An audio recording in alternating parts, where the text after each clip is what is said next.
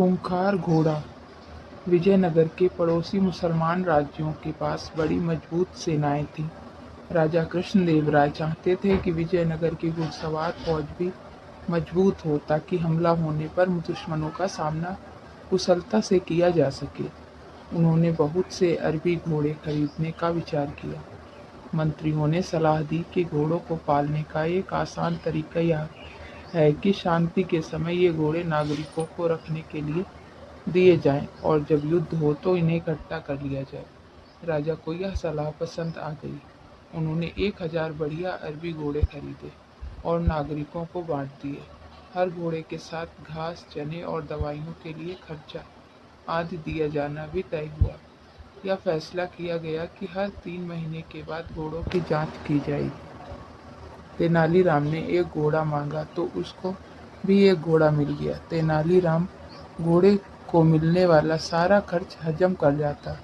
घोड़े को उसने एक छोटी सी अंधेरी कोठरी में बंद कर दिया, जिसकी एक दीवार में जमीन से 4 फुट की ऊंचाई पर एक छेद था। उसमें से मुट्ठी भर चारा तेनालीराम अपने हाथों से ही घोड़े को खिला देता। भूखा घोड़ा उसके हाथ में मुंह मारकर पल भर में चारा चट कर जाता।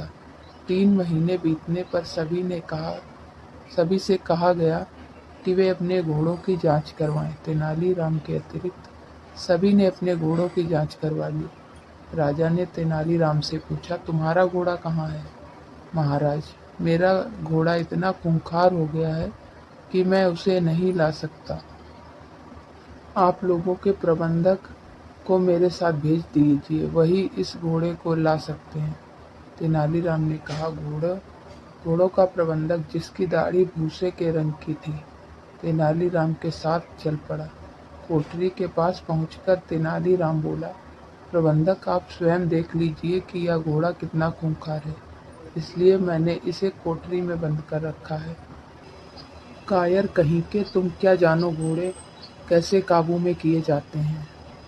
यह तो हम सैनिकों का काम है, कहकर प्रबंधक ने दीवार के छेद में से झांकने की कोशिश की।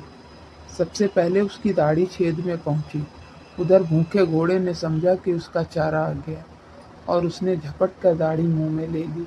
प्रबंधक का बुरा हाल था। वह दाढ़ी बाहर खींच रहा था, लेकिन घोड़ा था कि छोड़ता ही न था। प्रबंधक दर्द के मारे जोर से चिल्लाया। बात राजा तक जा पहुंची। वह अपने कर्मचारियों के साथ दौड़े दौड़े वहां पहुंचे। तब एक कर्मचारी ने कैंची से प्रबंधक की दाढ़ी काटकर जान छुड़ाई। जब उसने कोठरी में झांककर घोड़े को देखा तो उनके आश्चर्य का ठिकाना न रहा। वह तो हड्डियों का केवल ढांचा भर रह गया था। क्रोध से उबलते हुए राजा ने पूछा, तुम इतने दिन तक इस बेचारे पशु को भूखा मारते रहे? महाराज, भूखा रहकर इसका यह हाल है कि इसने प्रबंधक की कीमती दाढ़ी नोच ली। उन्हें इस घोड़े के चंगुल से छुड़ाने के लिए स्वयं महाराज को यहाँ आना पड़ा। अगर बाकी घोड़ों की तरह इसे भी जी भरकर खाने को मिलता तो न जाने क्या कर डालता। राजा हंस पड़े और उन्होंने हमेशा की तरह तेनालीराम का यह अपराध भी क्षमा कर दिया।